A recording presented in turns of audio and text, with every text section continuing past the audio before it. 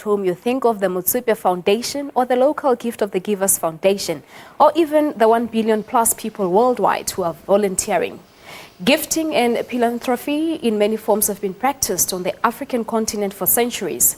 However, research lags significantly behind its global counterparts in terms of knowledge, data, infrastructure and research. Now, joining us now to discuss African philanthropy and the establishment of the first Chair of African Philanthropy is Dr. Alan Fowler.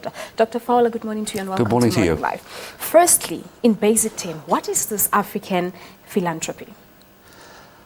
It's what you would sort of say is slightly distinctive from philanthropy globally because of Africa's own particular history and how people have, over the years, and still do, are helping each other. So the examples that you've given are the very visible philanthropies. But how about people helping each other?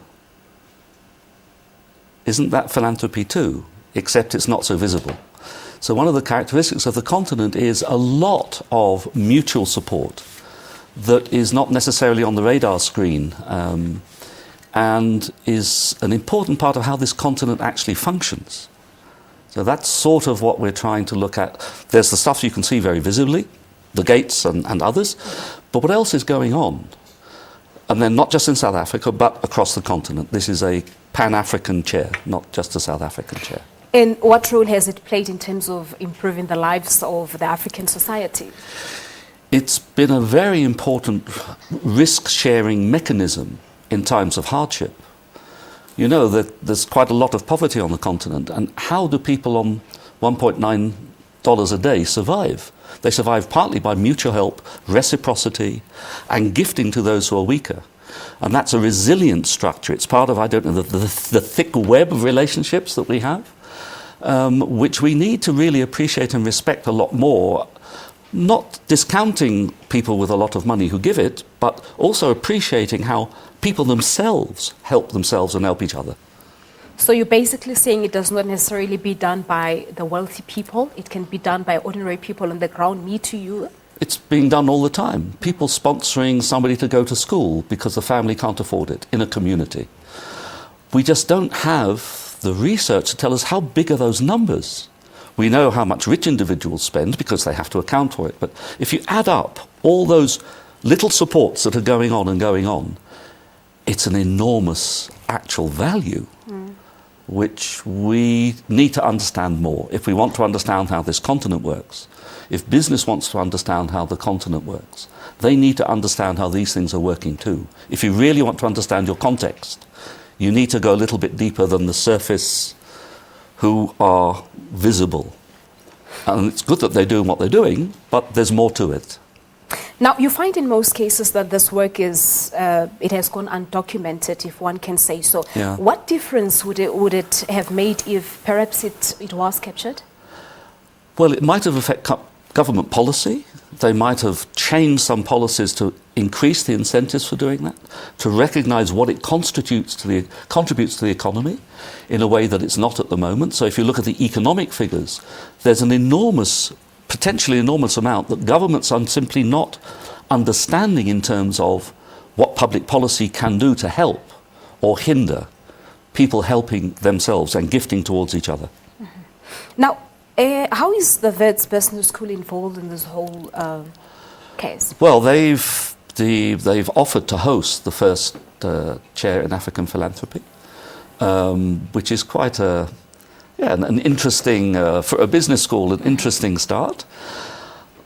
My understanding is that they really appreciate that if you want to do business on this continent, you really have to understand how the continent works. If it's small-scale enterprise, very local job creation, which taps into these local economies and the way society works, then you understand this environment better in terms of a business decision making, in terms of how people look at you, how people appreciate your reputation. What do they look for?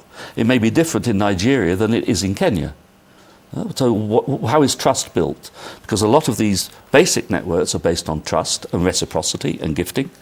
What does that mean then for a corporation that wants to improve its reputation, for example? Or to understand if it wants to support small-scale enterprises, how they link with community? How does that work? understanding that should make better decision making for a company.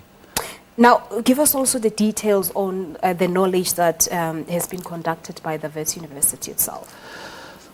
Well, that's the gap actually we're trying to fill, is by the establishment of this chair, because the focus of the university has obviously been on the major corporations, but they're also starting to see that there's a lot more going on that they need to appreciate, and the corporations that they advise and the students who want to work on the continent need to understand much more about what environments they're moving into when they move out of South Africa, for example.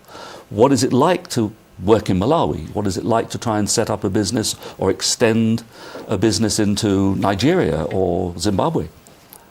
So this is the first kind of its own here in the African continent. Yes, it is. How many countries from Africa are involved in this whole chair? Well, at the workshop that we have at the moment, the seminar, which is a design seminar, we can't design this on our own.